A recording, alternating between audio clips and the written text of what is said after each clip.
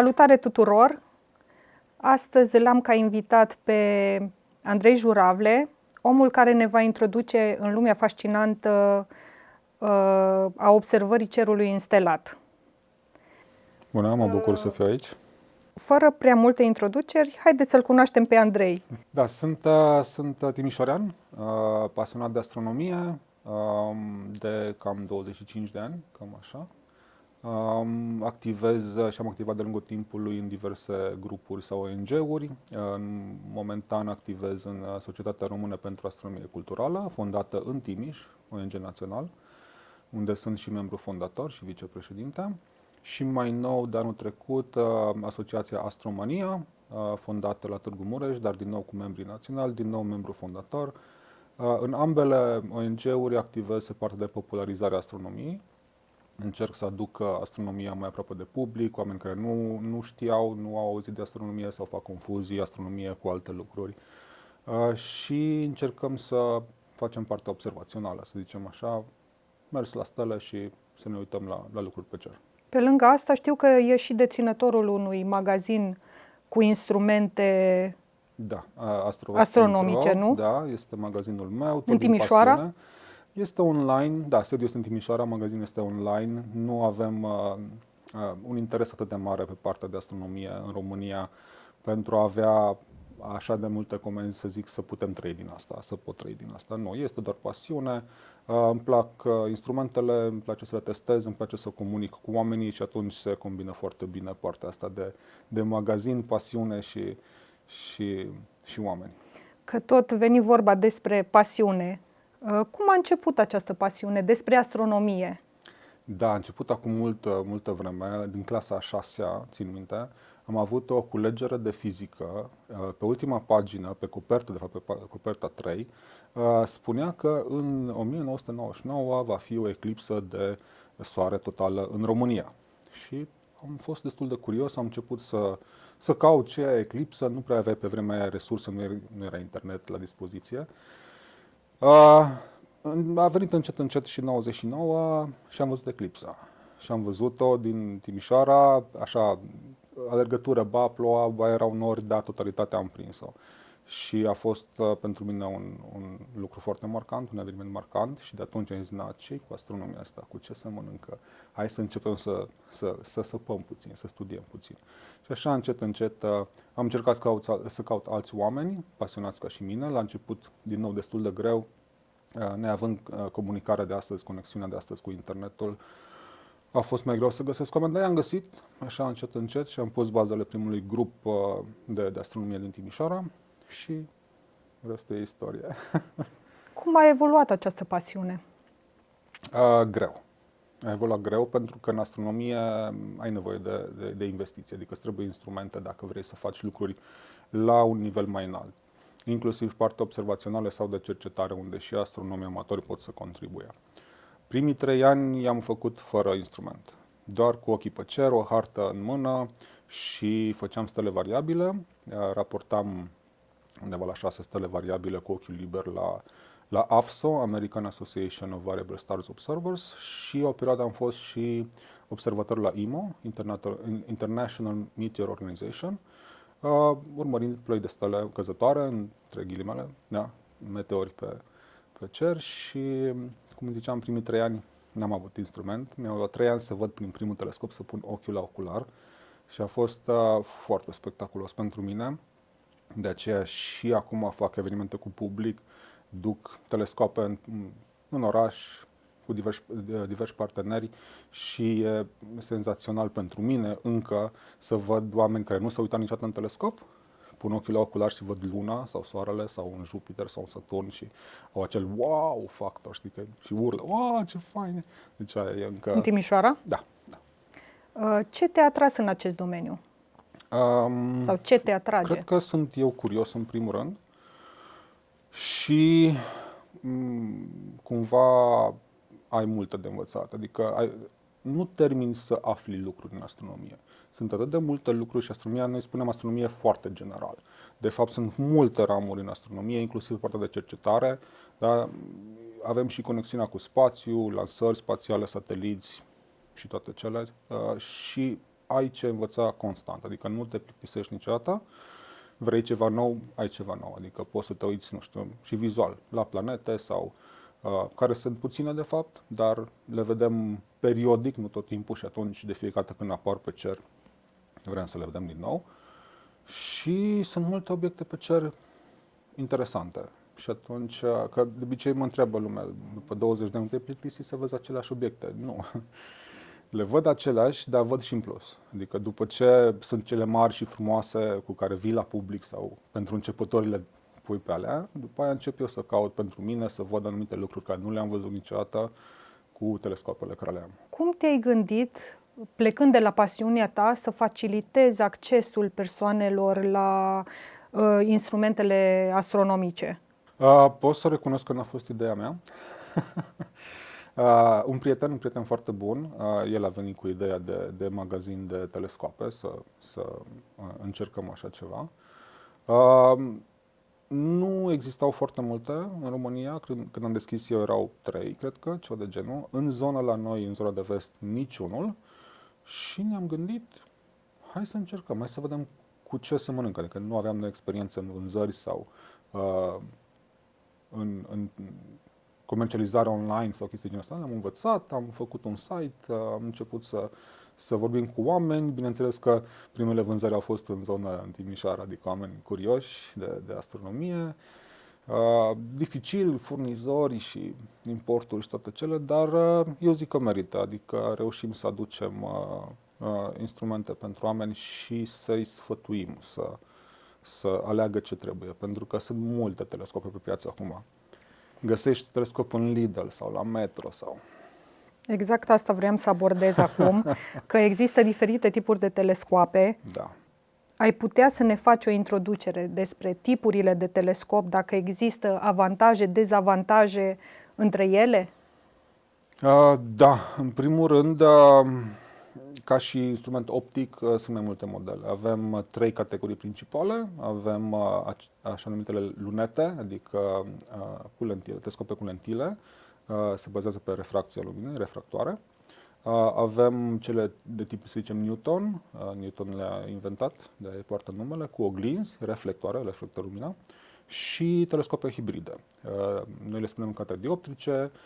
Sunt mai multe tipuri optice. Practic folosesc și lentile, sau sistem de lentile, că se numenesc, nu chiar lentile, și oglinzi. Și avem Spind-Cassegrain, Maksutov-Cassegrain, Cassegrain Classic. Sunt mai multe tipuri de telescope. Nu există telescop universal. Adică nu există un telescop bun la toate. Sunt unele care, să zicem, se pretează decent și pentru observații planetare și pentru observații deep sky sau de câmp profund, cum să nu zicem în engleză, că lumea se supără că nu vorbim în română, dar nu aveam astfel de termeni acum 20 de ani, de aceea cei care ne ocupăm de mult de astronomie suntem încă, să zicem, blocați pe partea asta de deep sky și nu zicem cer profund, mi se pare ciudat. Ziceam că nu există telescop universal. Contează ce vrem să vedem. De aceea când cineva vrea un telescop, fie că vrea să-l cumpere de la mine sau nu, sau pe grupuri, că suntem prezenți pe o grămadă de grupuri toți, întreb ce vrei să faci cu el și ce așteptări ai de la acel telescop. Dacă vrem să vedem planete, alegem un telescop cu focală lungă. Să avem putere de mărire mai mare, cu aceleași oculare folosite și un contrast mai bun.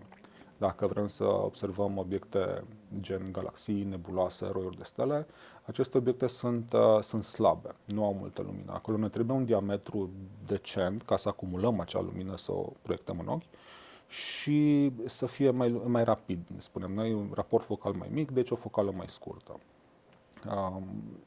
În general, ca prim instrument, noi recomandăm Newton pe montura Dobson. Deci pentru un începător, pentru un amator? Newton pe montura Dobson. Diametru cât mai mare cât cuprinde bugetul.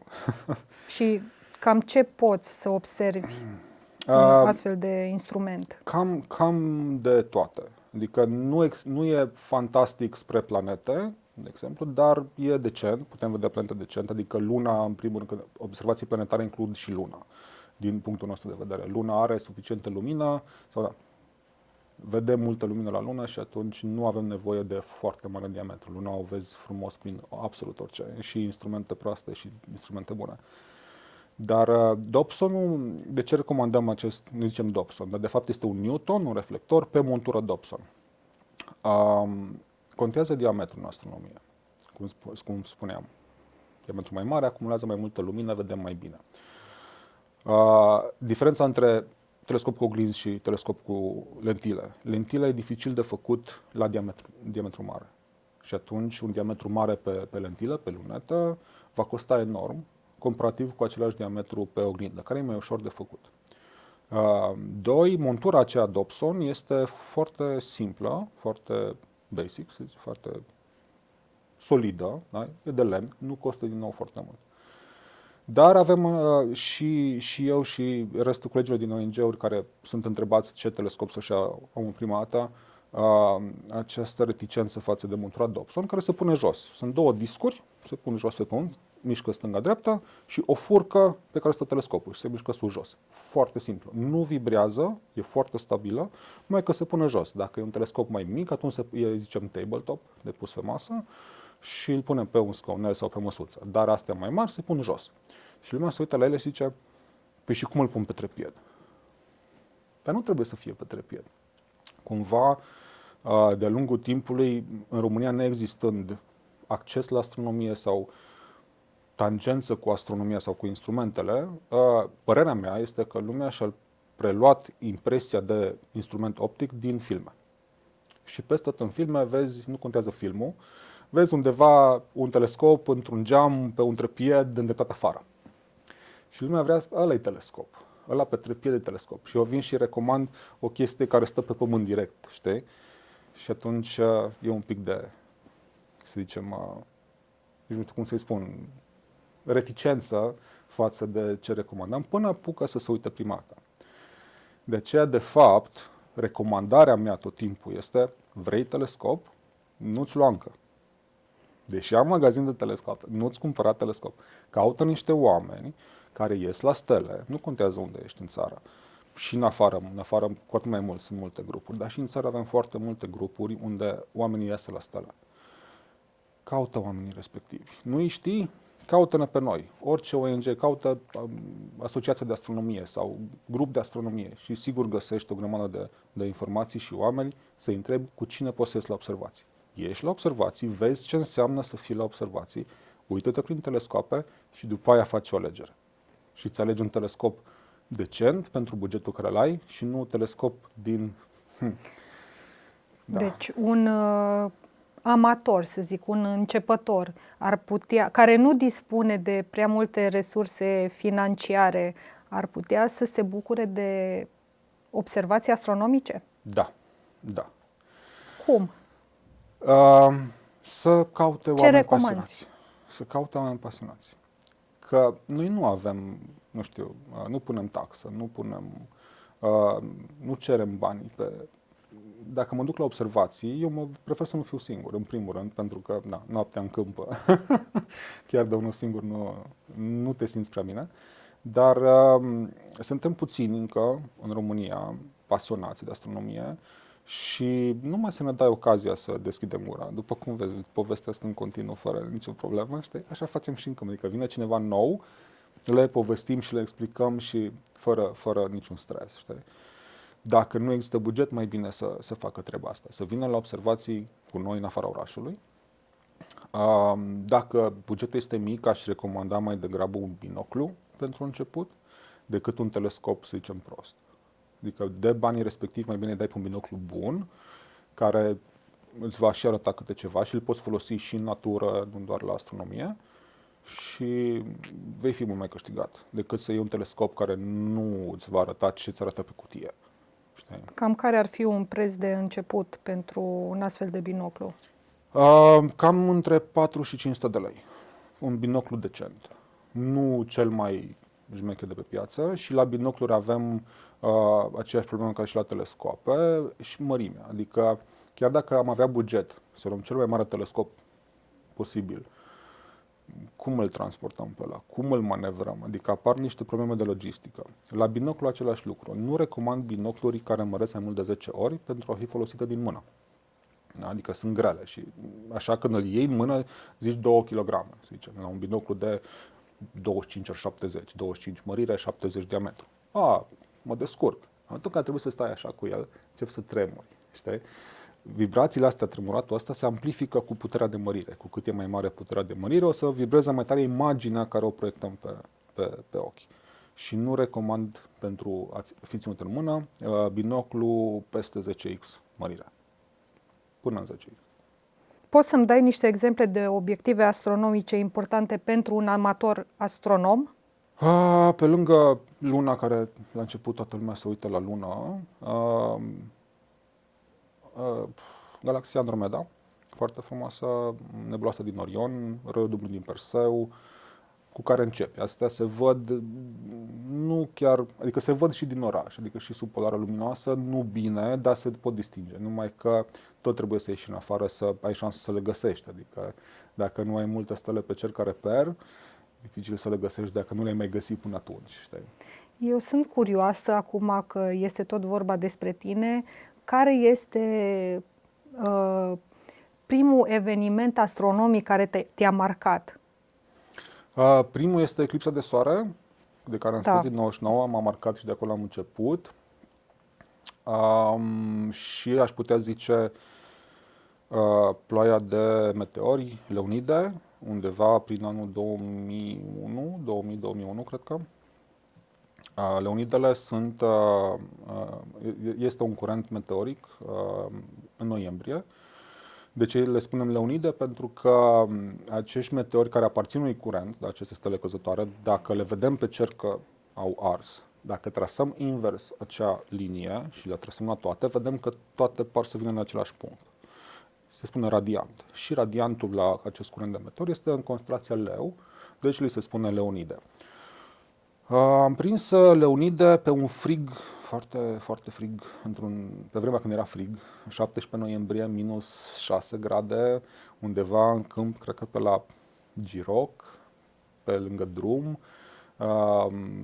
Eram 4-5 oameni, am stat o oră în minus gradele și am văzut undeva la 33 de meteori, din care peste 20 au fost bolizi, adică foarte, foarte strălucitori, care ardeau dintr-o parte până în partea cealaltă de cer și urlam și aveai timp să iei aer.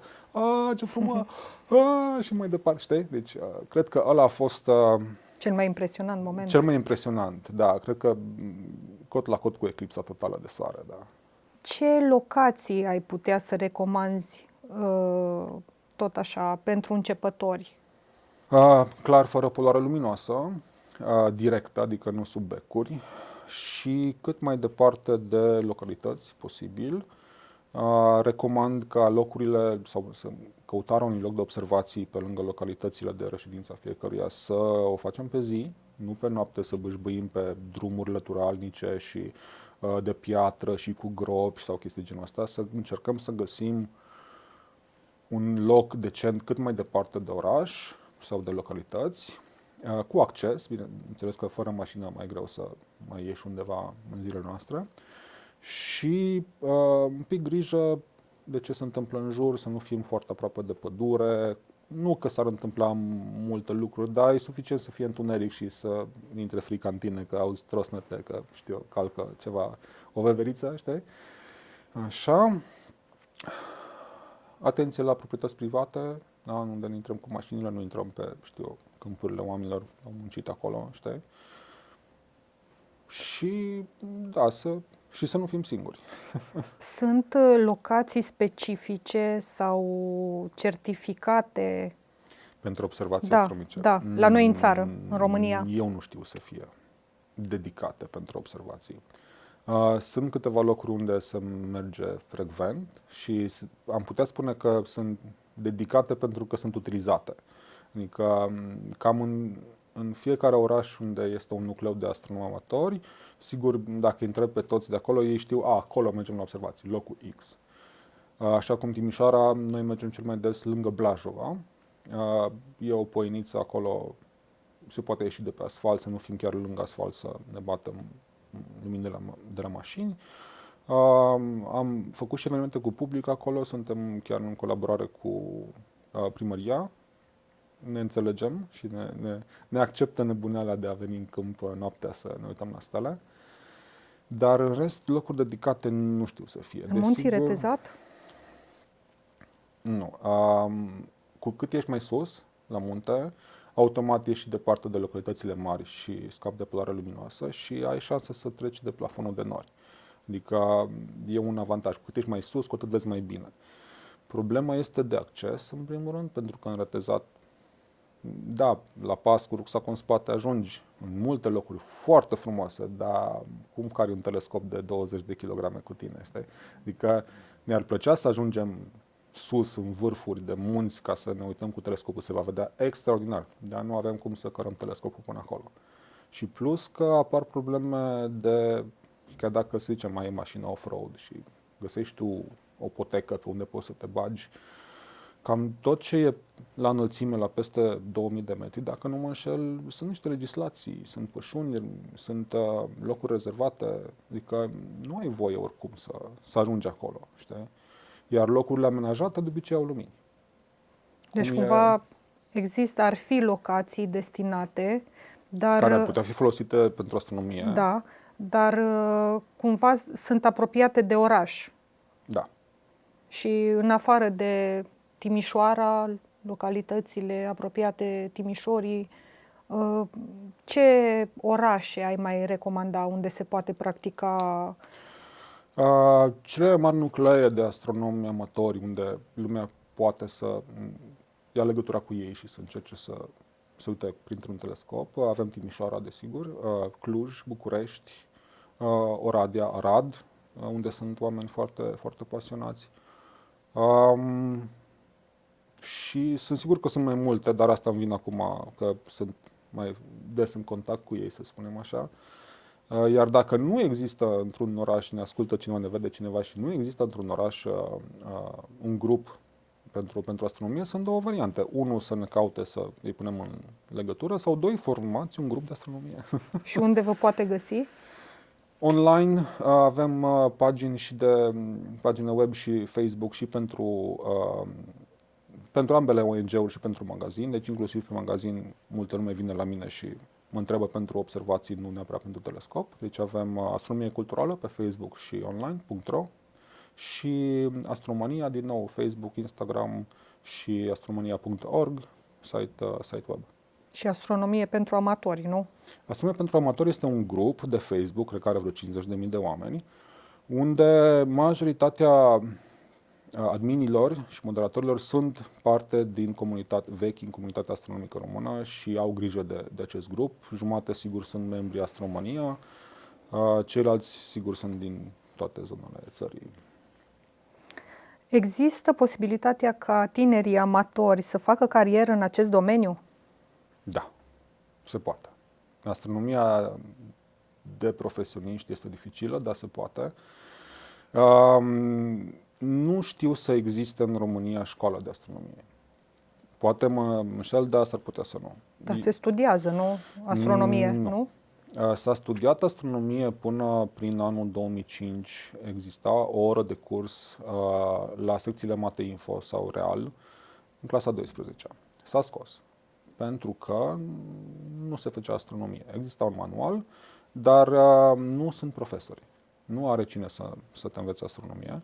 Orele respective erau date fie profesorilor de matematică, fie profesorilor de fizică, care, având o oră în plus să facă cu elevii, preferau să facă pregătire pentru bacalaureat decât astronomie. Ceea ce înțeleg, adică vreau să-și învețe copiii să treacă examenul. S-a scos materia, nu mai există astronomie în școală, în liceu. Pe la facultăți mai există din când în când câte o materie, mi se pare la fizică la București, există astronomie sau astrofizică.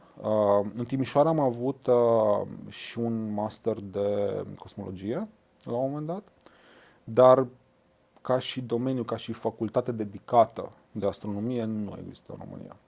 Există în alte locuri, avem români care sunt astronomi profesioniști, și mai tineri și mai în vârstă, care au plecat cu o facultate făcută aici, poate și un master în informatică, matematică, fizică.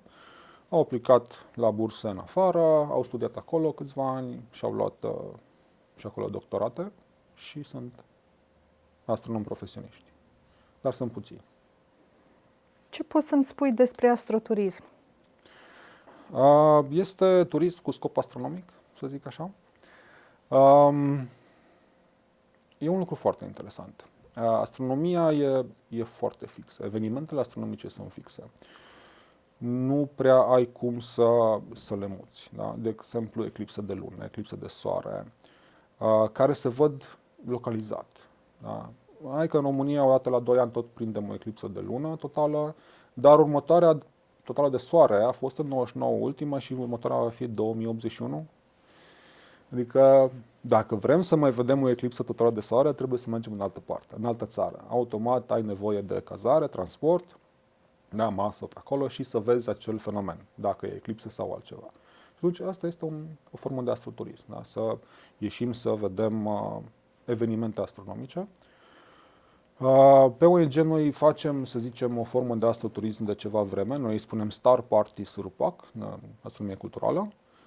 Sunt 2 evenimente pe an la munte.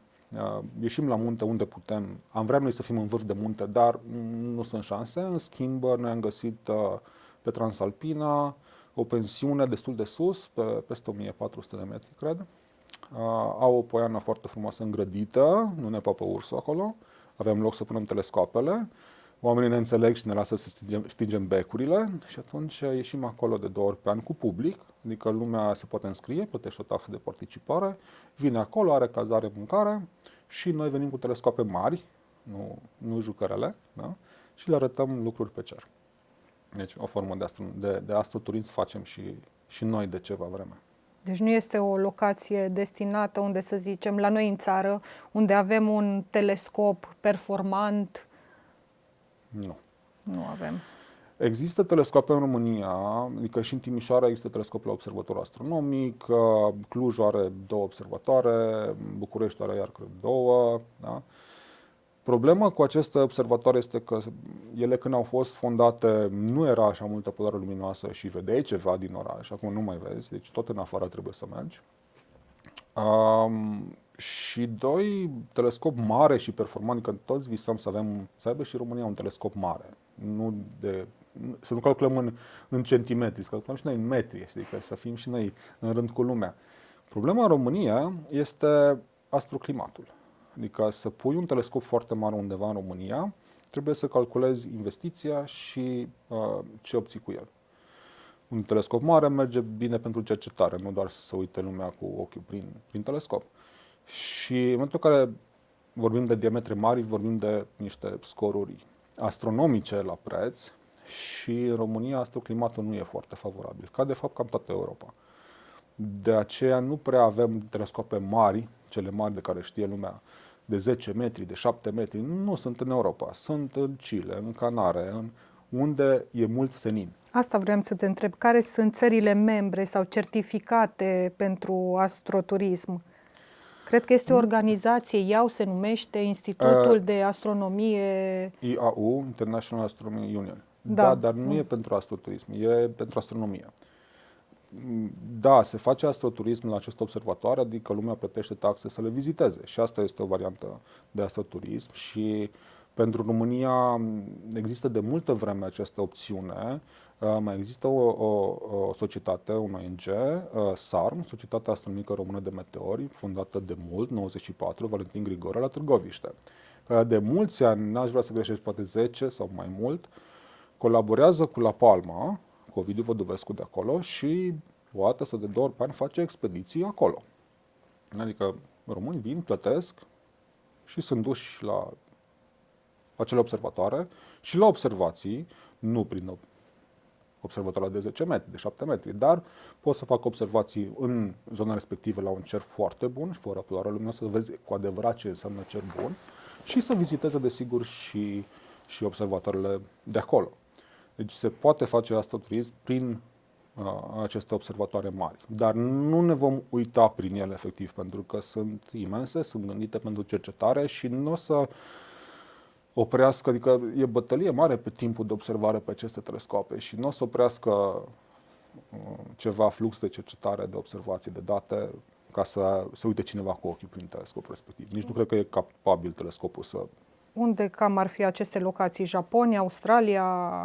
Japonia nu neapărat. Japonezii au niște instrumente interesante, dar cred că cel mai bun loc e Chile, unde e... Calculăm numărul de zile senine pe an. Nu plouă și nu e norat și nu bate vântul, știi? Sus, la înălțime, în Chile, e bine. Deci, nu vreau să dau numere exacte, dar sunt peste 300 de zile din 365 senine în fiecare an. Și atunci se merită să pui acolo un telescop, care costă foarte mult, pentru că obții informațiile care le vrei sau cercetarea care o vrei. Da? Dacă îl punem în România și ai 30 de zile pe an senine cu adevărat, ce ai făcut? Știi? Adică... Ce locații ai recomanda să viziteze un amator prima dată la noi în țară și ce ar trebui să știe înainte de a porni în călătorie? Recomand să caute planetarii. Sunt în țară planetarii, sunt și mai vechi, sunt și mai noi, cu tehnologie nouă digitală. Există planetarii, de exemplu și în Timișoara la UVT, există planetariu, nu este neapărat public, adică... Nu este accesibil tot timpul? Cu grupuri se poate, adică se poate la legătură cu UVT-ul, ei au, cred că, din când în când și ziua porților deschise, trebuie urmărit. Sau pentru elevi sau studenți se poate rezolva, să zicem, accesul în grup organizat. Dar recomand o vizită la planetariu pentru un începător. E interesant, în special dacă avem norocul să nimerim locul în care mergem să și știe cel care face prezentarea, să știe bine. E altceva. Atunci nu trebuie să aibă nimic cu el. Absolut nimic. Și dacă telefonul închis și nu cu lumină. Sau ar putea să meargă pe Transalpina, nu? Da, dar dacă mergi singur pe Transalpina, te uiți în sus, vezi stele, nu știi ce să acolo. Trebuie să te pui să cauți. Să aibă un dacă ghid, vii poate. cu noi, care suntem ghizi la Star Party, și explicăm ce stele vezi, îți arătăm prin telescop galaxii și nebuloase și îți arătăm unde sunt pe cer și uite, vezi cu ochiul liber, nu vezi nimic prin telescop. Wow, câtă chestie e acolo, știi? Da, deci cam singur nu te poți bucura de... Sunt sigur că se poate, dar e mai dificil. Adică în grupuri organizate e mult mai ok. Și nu mă refer doar la partea de Star Party-uri care le facem, adică nu încerc să atrag clienți, să vină oamenii să ne plătească pe noi. Cum spuneam, să caute oameni pasionați, sunt peste tot. Să-i caute, că sigur îi vor găsi și merg împreună, învață, au de unde învăța, când e cineva cu mai multă experiență. Te pot opri să faci greșeli și financiare, să ții lucruri care de fapt nu sunt pentru tine. Da? Și atunci asta e principala recomandare. Luați legătura cu alți astronomi amatori din România. Există locații pentru observatorii avansați la noi în țară? Da, pentru că observatorii avansați caută chestii mai specifice. Depinde din nou ce vor să facă. Cum suntem noi mai pasionați de multă vreme și cu microbul ăsta a astronomiei, pe lângă aceste Star Party-uri și activități cu public care le facem fie la munte, fie fiecare în zona în care e, o dată pe an ne adunăm noi, grămadă, noi pentru noi, îi spune tabăra Astromania, unde stăm 9 zile la munte, fiecare cu telescopul lui, pregătit să facă ceva cu el, fie vizual, fie astrofotografie, și suntem acolo și ne facem treaba. Nu cu public care să vine să te întrerupă sau să arată nu știu ce, sau facem asta tot anul, dar o săptămână pe an vrem pentru noi și ieșim doar pentru noi. Și depinde din nou cei care fac, să zicem, astrofotografie, își aleg mult mai atent locul. Da, dacă vor să fotografieze ceva pe anumite zone de cer, spre nord, de exemplu, nu o să iasă la Timișoara, la Blajova. Pentru că de la Blajova ai orașul la nord și atunci ai cupolă de lumină pe oraș. Și nu o să vezi bine sau nu o să-ți iasă bine poza. Și atunci te uiți după locuri în care sunt mai propice pentru ceea ce vrei tu să faci. Apropo de asta, cum arată o noapte tipică de observații astronomice? În general, începem pe zi, cam cu o oră înainte de apusul soarelui sau jumătate de oră, să instalăm pe zi. E mult mai ușor să ai mai multă lumină, să nu te chinui cu o lanternă. Începem să instalăm telescopul, echilibrăm, calibrăm, facem teste și îl lăsăm la aclimatizat. Un lucru foarte important și am nimerit des oameni începători care nu știu de această aclimatizare. Au telescop, își cumpără telescop, îl țin în casă 22 de grade și, uite luna, vreau să văd luna. Și ies afară cu telescopul la minus 3 grade și nu se vede bine. Zice, nu-i bun telescop. Nu.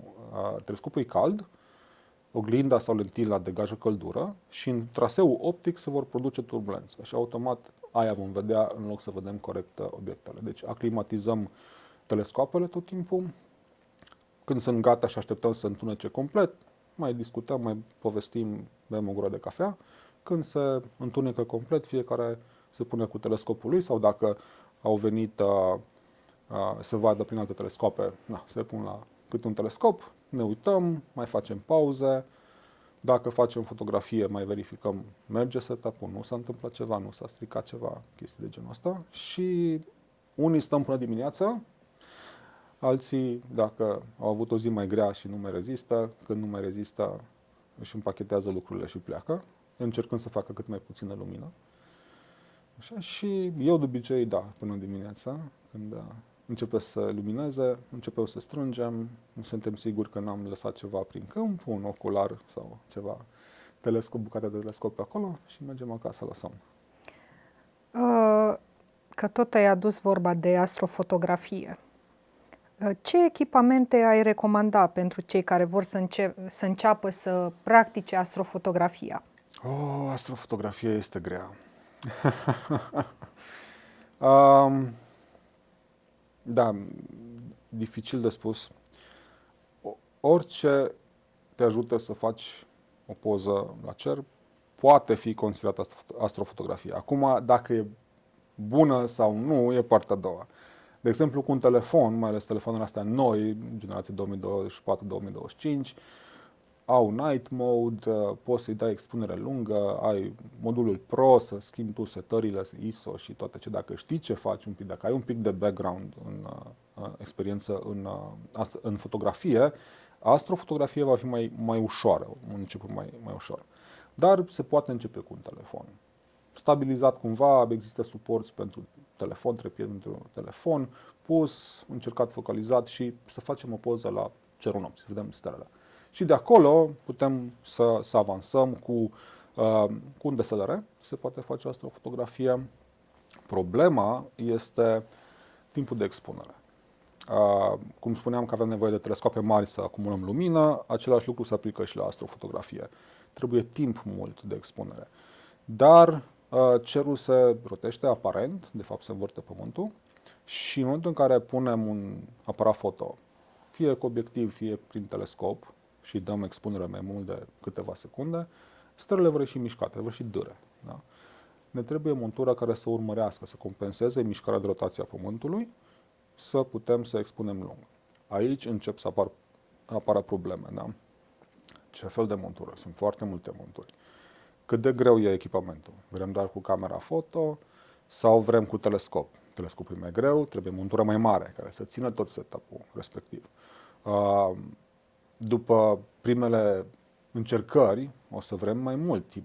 Uite, la 5 secunde a ieșit așa, la 1 minut cum iasă. Da, la 1 minut poate montura are niște erori periodice. Nu o să mai fie toate cadrele bune. Cum rezolvăm? Ne trebuie ghidaj, adică mai punem un telescop în paralel cu telescopul prin care tragem. O cameră în plus, conectată la un calculator și al doilea telescop stă pe o steluță și dacă dă să plece, dă comenzi la montură să aducă înapoi și atunci creștem timp de expunere spre 3 minute, spre 5 minute. Astrofotografia poate începe cu un telefon, dar poate să ajungă să ne capteze. Deci cumva ăștia sunt niște pași în a capta niște poze. Depinde ce vrem să facem. Dacă vrem să facem o poză cu telefonul și am făcut-o și ea ok și suntem mulțumiți, e astrofotografie. Dacă vrem să fotografiem luna, ne trebuie un telescop, încercăm să fotografiem luna. Dacă vrem deep sky, acolo e un pic mai problematic, trebuie să dăm multe expuneri ca să se vadă câte ceva. Dar pasul poate să înceapă doar cu telefonul. Și de acolo avansăm. Ce este poluarea luminoasă și cum poate afecta observațiile astronomice? Poluarea luminoasă. Este prea multă lumină. Pierdem cerul nopții. Sunt sigur că multă lume, dacă stă în orașe sau în localitățile de pe lângă orașe mai mărișoare, peste 500 de locuitori, au deja becuri pe toate străzile cu LED-uri. Da? Ieșim afară noaptea, în curte sau în oraș, la o plimbare și ridicăm capul sus. Nu vedem nimic. E senin, poate vedem 2-3 stele, maxim 5 din Timișoara, așa la o privire scurtă. Dar dacă stăm mai mult și ne uităm cu atenție, începem să vedem un pic mai multe, dar sunt câteva, le numărăm. Da?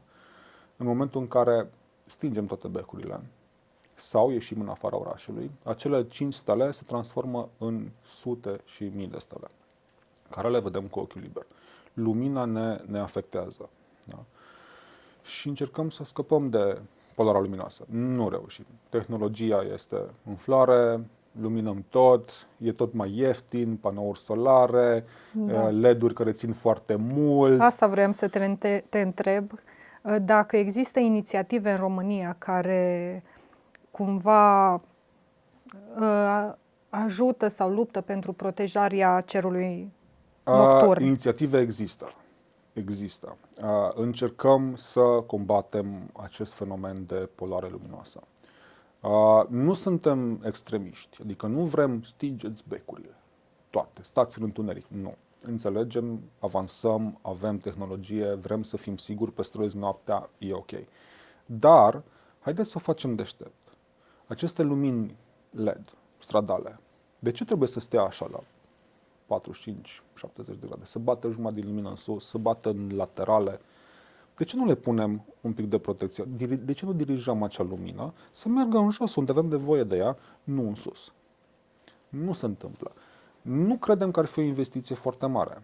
Da, dacă iei număr de becuri din România, în toate localitățile, și zici că da, panoul respectiv costă 10 cenți, da? Nu e o investiție mare. Dacă înmulțești cu câte becuri sunt, ajungi la niște sume din nou astronomice, știi? Dar ar trebui totuși făcut. Adică din start, când se proiectează o stradă sau schimbarea iluminatului pe o stradă, de ce nu includem atunci? Asta vreau să te întreb. Cum putem reduce poluarea luminoasă în orașe pentru a îmbunătăți calitatea observărilor astronomice? Prin direcționarea luminii, printr-un studiu, și sunt studii făcute, dar sunt specifice fiecare loc, câtă lumină ai nevoie, pentru că sunt sigur că n-ai nevoie de 3 becuri în 3 metri, da?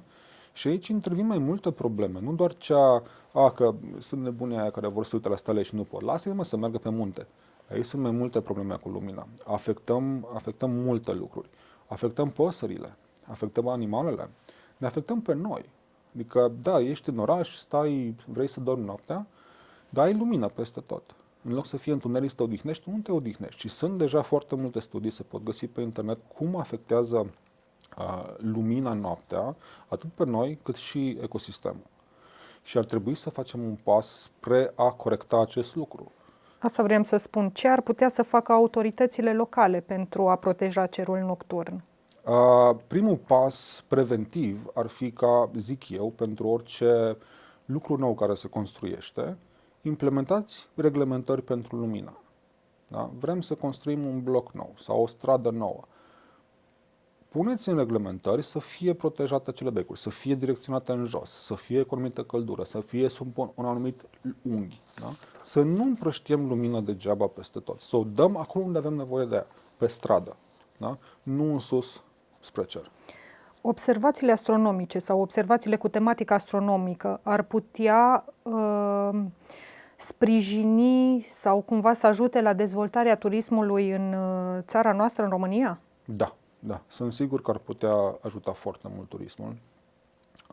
Avem locuri în România foarte frumoase. Munți în general, da, unde dacă tot suntem la munte, dacă tot avem lucruri de văzut pe zi, pe acolo ne plimbăm, facem trasee, seara, de ce nu ne-am uitat un pic pe cer? Dacă tot am ajuns într-o zonă frumoasă, nu e așa multă poluare luminoasă, n-ar fi frumos să avem un telescop acolo și să ne uităm prin el? Ar fi foarte frumos. Acum, problema apare, cine se va ocupa de acel telescop? Cine va arăta oamenilor cerul, adică să iei un telescop și să-l pui în mâna unui necunoscător, nu va vedea nimic. Și cred că aici apare principala problemă, adică ar trebui pasiunea celor care fac turism să meargă și spre astronomie. Să includă, să învețe un pic ce înseamnă un telescop, cum se manevrează un telescop și sunt sigur că ar avea un venit în plus, da, sau clienți mai mulțumiți dacă pe lângă faptul că au dormit la ei și au mâncat la ei, au putut să se uite și la lună sau să vadă și o galaxie. Ai o colaborare, de exemplu, cu ceva pensiuni sau cabane unde s-ar putea practica acest fenomen? Da, colaborăm de mulți ani cu cabana Curmături din județul Alba, pe Transalpina. De multă vreme facem Astromania acolo, cred că din 2017, tabăra aceea mare, o dată pe an, iar din 2022 am început Star Party-urile pe ONG și colaborăm foarte bine cu ei. Noi venim cu instrumentele, ei nu au instrumente acolo, dar sunt deschiși la cererile noastre, la ce nevoi avem noi pentru astronomie. Se însărează, nu mai avem becuri deschise în cabană, aprinse în cabană. Încercăm să stingem toate becurile din zonă. Dacă cabana din vecini aprinde un bec la 1 noaptea, nu se supără prea tare pe noi că îi sunăm și trezim. Știți, la vecinul s-a aprins becul, nu puteți să sunați să-i spune să-l închidă. Deci, sunt conștienți oamenii de ce înseamnă polara luminoasă. Că asta e principalul impediment pentru astronomie momentan, polara luminoasă.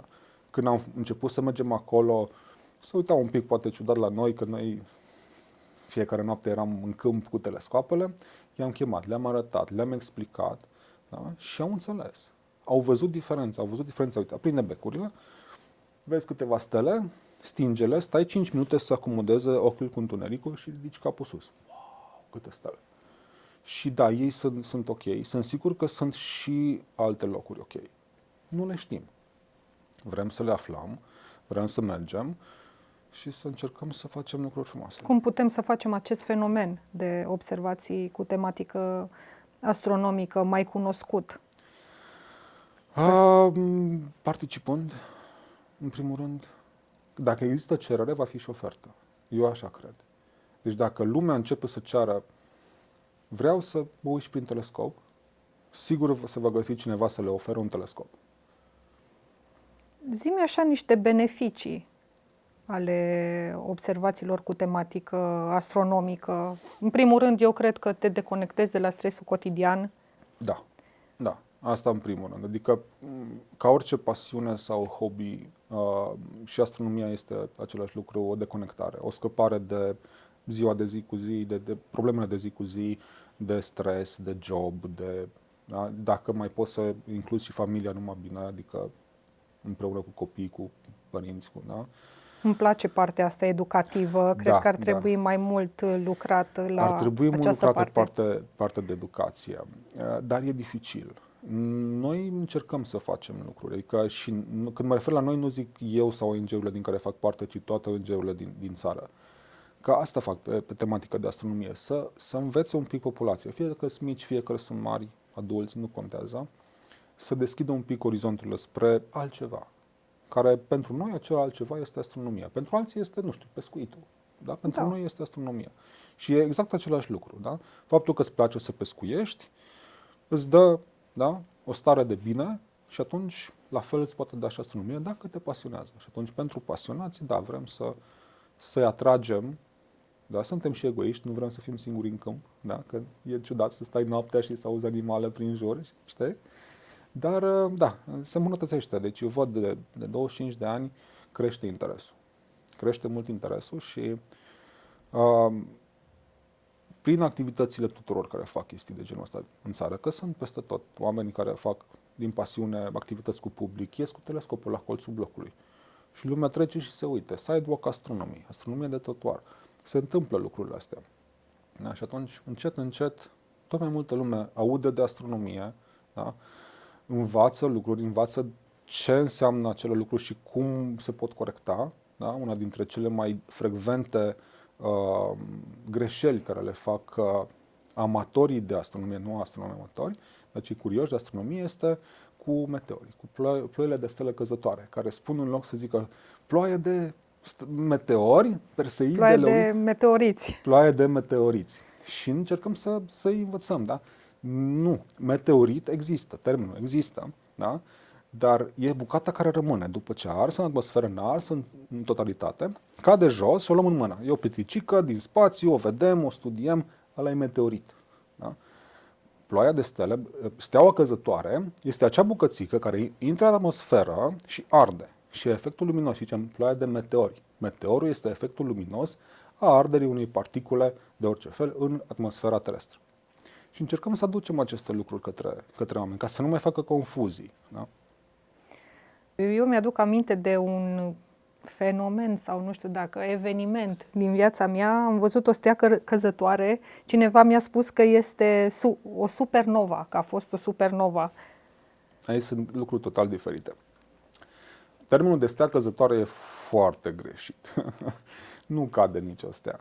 Pare a fi, adică noi ne uităm în sus pe cer, vedem stele, puncte, mai strălucitoare sau mai slabe, și dintr-o dată vedem o dâră de circulă pe cer, da? Brusc, cu viteză. Da? Ala e un meteor, dar de fapt e o particulă de praf lăsată de o cometă care a trecut cândva, a lăsat un nor pe orbita cometei, Pământul intră și intersectează acel nor. Și automat toate particulele le mătură. Pământul face curățenie, particule de praf de la câteva grame la bucățele mai mari, intră în atmosferă și ard.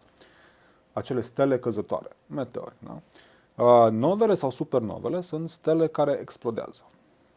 Stele în sine, care te uiți la ea azi și o vezi o steluță și o vezi mâine și o vezi peste 100 de ani steluță și dintr-o dată face poc și se face mare, după aia scade și dispare de tot. Nove sau supernove. E un pic de diferență acolo. Care sunt cele mai importante evenimente astronomice care pot fi observate în România pe viitor sau de curând? Curând, cel mai important, aș zice, avem 12 august în fiecare an ploaia de meteori Perseide. E cea mai cunoscută și cea mai apreciată, să zicem, pentru că e vara, nu murim de frig afară. E august, în general lumea e în concedii și e ușor de observat, nu ai nevoie de telescop. Ați organizat un eveniment în acest sens? Sau urmează? Nu dedicat. Trebuie să mă uit să văd cum pică luna anul ăsta, pentru că dacă e luna mare pe cer, dar dacă suntem în zonă, adică în Timișoara, nu suntem plecați pe undeva cu alte activități, da, ieșim la observații și anunțăm public. Ieșim în câmpul X, da? Cine vrea să vină, poate să vină. Adică nu prea încercăm să facem de acum, să stabilim 12 august. E o problemă majoră cu evenimentele astea fixe, nu controlăm vremea. Noi anunțăm, nu știu, va fi eclipsă de lună, va fi ploaie de meteori, da? În data de la ora D trebuie să o vedem. Și dacă plouă, da, un pic greu. Există aplicații care pot să ajute amatorii de astronomie? Da. Pentru evenimentele viitoare? Și pentru evenimente și pentru a învăța cerul, dacă vrem să învățăm constelațiile, care sunt stele principale, ce planete sunt pe cer, că în general planetele mari se văd ca stele cu ochiul liber și lumea poate să le confunde cu stele. Avem pentru calculator Stellarium, e gratuit, sau Carduciel, SkyCharts, SkyMaps, da? Carduciel îi spune, e franțuzesc. Pentru telefon, că acum toată lumea e cu telefonul în buzunar, exact. Ce recomand eu este Sky Safari, este o aplicație foarte bună, dar mi se pare că e contra cost, ca și lucruri gratuite Sky Portal de la Celestron. E o aplicație gratuită de planetariu. Și pe telefon, nu? Pe telefon, da. Și cam toate aplicațiile de pe telefon ne și arată lucruri, ne ghidează. Dacă facem acea mișcare de training cu telefonul, da, să știe giroscopul ăla sau ce în el, cum se poziționează, ridicăm telefonul spre cer și pe măsură ce îndreptăm telefonul în locuri diferite, uite, acolo e steaua aia, acolo e constelația aia și încercăm să învățăm. E noua metodă de a învăța față de cum am învățat eu cu harta în mână și cu lanternă roșie și care sunt stelele de pe harta asta, știi? Așa ca evenimente mai avem în septembrie o eclipsă totală de lună. care dacă va fi senin, sigur facem ceva activitate cu telescop. S-a vorbit mult weekendul trecut, pentru vinerea trecută, pentru 14 martie, eclipsă totală de soare, nu de soare, de lună. Nu a fost vizibilă în România, s-a văzut doar prin penumbră foarte puțin, gen 7 minute. Se va vorbi mult în media până în 29 martie, mult se va vorbi despre eclipsă parțială de soare, că se vede în România. Da, tehnic se vede, mai ales din vest se va vedea timp de 7 minute cu acoperirea soarelui discului său de 0,2%. Adică, din punctul nostru pe Pământ aici în vest, vom vedea că Luna acoperă 0,2% din discul solar. Atât se va vedea din România. Ce tabere sau workshop-uri pentru tineri există în România sau pentru pasionații de astronomie? Puține.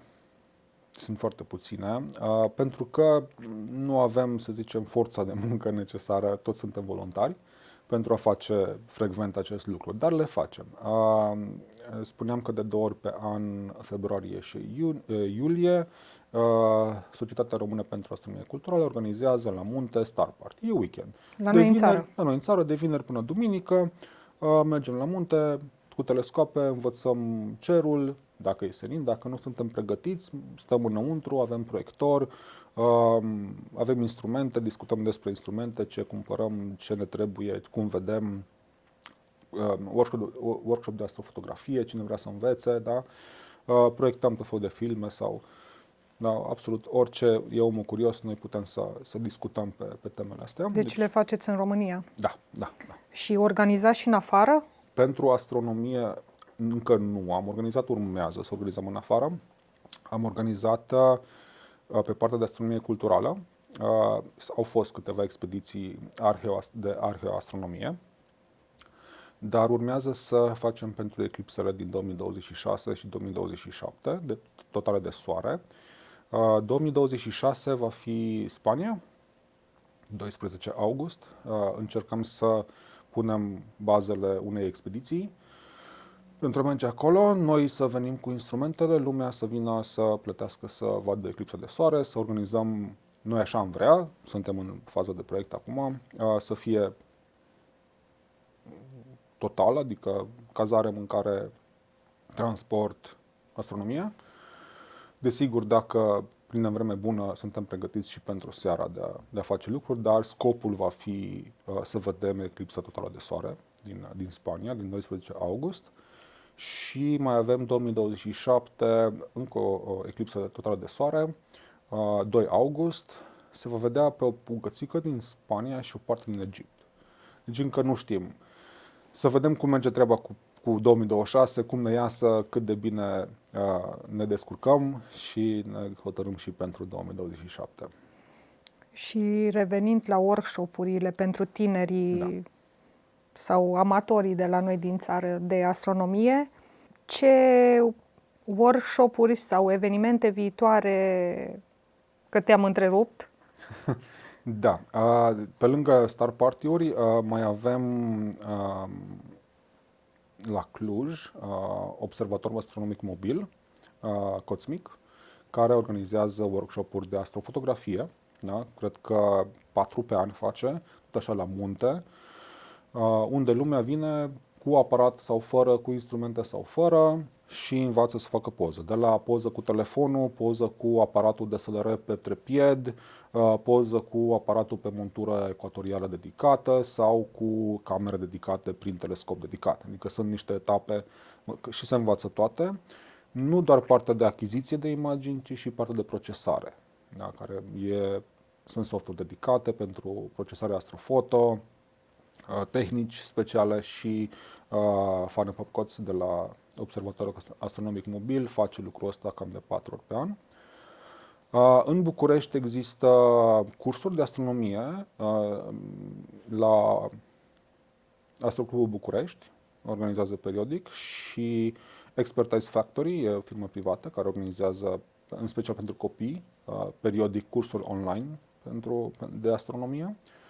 Și sperăm noi că pe Astro România, noul proaspăt ONG format, urmează să scoatem și niște cursuri în viitorul nu foarte îndepărtat.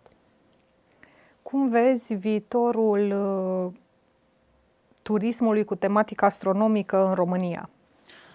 Eu îl văd în creștere, pentru că există mai mult interes. Cum spuneam, dacă există cerere, va fi și ofertă. Deoarece de 20 de ani suntem mulți care, să zicem, muncim voluntar pe partea de popularizare a astronomiei, pe lângă faptul că am atras oameni noi pasionați, vom atrage și curioși. Pentru că cei pasionați vor avea familii, prieteni care aud că de ce facem câte noaptea și se uită la stele și poate vor vrea și ei odată să se uite prin telescop. Și atunci se răspândește un pic lucrul ăsta. Și eu cred că în viitor vor fi tot mai mulți oameni care vor să facă lucrul ăsta, nu neapărat să-l facă ca pasiune, să-și cumpere un telescop, să se chinuie să-l calibreze, să-l care în mașină, să iasă în câmp, să-l instaleze. Adică îți trebuie un pic de dedicare pentru treaba asta. Dar dacă vrei ce facem weekendul ăsta? Hai să ne uităm la stele. Unde? Să ai niște opțiuni. Eu sper și cred că se va întâmpla lucrul ăsta în viitor în România. Ce pași ar trebui făcuți pentru a-l dezvolta? În primul rând, fiind un lucru de început, un domeniu nou, aș zice că autoritățile locale ar trebui să se implice destul de mult. Nu doar pe partea de hai să ajutăm cu lumina asta care ne orbește peste tot, ci și pentru inițiative. Adică cumva transparență mai mare pe fondurile care sunt disponibile. Sunt foarte multe business-uri, pensiuni care ar putea să treacă spre chestia asta. Să adauge în ce oferă, că oferă masă de biliard, că oferă saună, că oferă, uite, un telescop. Da? Desigur, observații astronomice, da. Bine, cu un ghid pentru începători, nu? Și eu cred că suntem la un nivel în care se poate lucrul ăsta.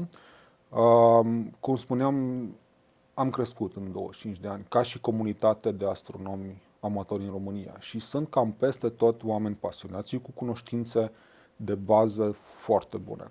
Și atunci, dacă cineva vrea să implementeze un astfel de lucru, da? Să facă o dată pe lună, nu știu, un eveniment la pensiunea lui cu telescopul lui sau cu telescoapele noastre, și asta se poate, da? Să ne contacteze. Vom găsi niște oameni locali, deci nu trebuie să vin eu de la Timișoara pentru Cluj, de exemplu, da? Să mă duc acolo. Să fiu ghid, să explic niște nopți unor oameni ce înseamnă astronomia și cum se folosește telescopul, găsim local, cu siguranță. Sunt inițiative deja în desfășurare pentru promovarea acestui tip de turism? Din câte știu eu, nu. Dedicate pentru astroturism nu știu să fie. Mi se pare un domeniu relativ nou, chiar dacă este făcut de unii de ceva vreme, da, spuneam că excursiile în La Palma sunt de mulți ani de zile, sunt destul de puține. Adică, cu excepția evenimentelor de genul eclipsă totală de soare, care trebuie să mergi acolo unde se vede, în rest e cam puțin. Și atunci vrem să dezvoltăm lucrul ăsta, să atragem un pic spre partea asta. Cum pot pasionații de astronomie să ajute la creșterea popularității acestui domeniu? Să fie în continuare pasionați, să nu piardă pasiunea, să iasă la stele, să folosească instrumentele care le au. Foarte multă lume are deja instrument acasă și să-l folosească. Pățesc foarte des la public, vin oameni, stau la coadă, se uită prin telescop și din când în când, cam 1 la 20, așa, pare că se uită la lună, care se vede prin orice bine. Am și eu, după ce se uită, am și eu telescop acasă, nu e așa de performant ca ăsta. Dar îl folosiți? Nu, stă în dulap. Dar știți că la lună s-ar vedea la fel. Nu contează că ăsta e orice sumă ar fi și dumneavoastră e o zecime din cât e telescopul ăsta, luna se vedea aproape la fel. Luna se vede prin orice. L-ați folosit? Păi nu, că l-am luat, dar nu știu să-l folosesc. Da. Haideți cu noi la observații. Eu asta zic, să folosim instrumentele care le avem. Chiar dacă sunt, nu știu, credem noi că nu sunt bune, da, pot fi folosite. Ca exemplu, dacă ieșim noaptea afară, în câmp, fără poluare luminoasă și ne uităm sus, dacă am avea răbdare și timp să numărăm stelele care le vedem cu ochiul liber, am ajunge la vreo 3000 de stele pe un cer bun. Da? Luăm un binoclu, 10 ori 50, îl punem la ochi pe ăla, ridicăm ochii sus. Prin binoclu vedem 30.000 de stele. Printr-un simplu binoclu de 10 ori. Dar nu printr-un telescop care mărește de 50 de ori, de 100 de ori. Trebuie folosită. În ultimul timp au apărut multe poze pe rețelele sociale cu referire la sau despre aurorele boreale. Există acest fenomen în România? Poți să ne dai mai multe detalii? Da, există acest fenomen în România. Nu ține de România, ține de activitatea solară. Poate mulți nu știu, suntem în plin maxim solar. Soarele are un maxim și un minim cu diferență de 11 ani. Noi acum suntem în maxim. Ne îndreptăm, cred că, spre finalul maximului și asta implică anumite procese pe soare care aruncă spre noi materie solară. Plasmă, da, praf solar. Acest praf solar sau materie, da, intră în contact cu câmpul magnetic al Pământului și se produc aurore. Fenomenul este foarte interesant științific, se poate studia. Cu cât e acea furtună mai intensă și propice pentru a fi văzută, adică să ai și cer senin, aurorele pot coborî foarte jos. Da? Multă lume zice că nu s-au mai văzut aurore boreale în România. S-au văzut. Eu am văzut acum vreo 20 de ani, din oraș, din Timișoara. Da? Dar ce multă lume nu înțelege este că acum avem tehnologie, avem telefoane, cum spuneam. Pus telefonul, expunere 2 secunde, vedem tot cerul roșu. Ne uităm cu ochiul, parcă e ceva acolo. Ochiul nu e cel mai bun instrument pentru a vedea lucruri. De-aia folosim telescoape și de-aia folosim camere. Da?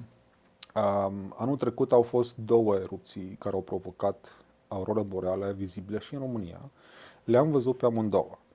Una a fost în mai 2024 și una în octombrie. Le-am prins pe amândouă, le-am văzut cu ochiul liber, le-am fotografiat, am făcut și timelapse-uri, sunt disponibile pe net. S-a văzut senzațional cu ochiul liber. Unde?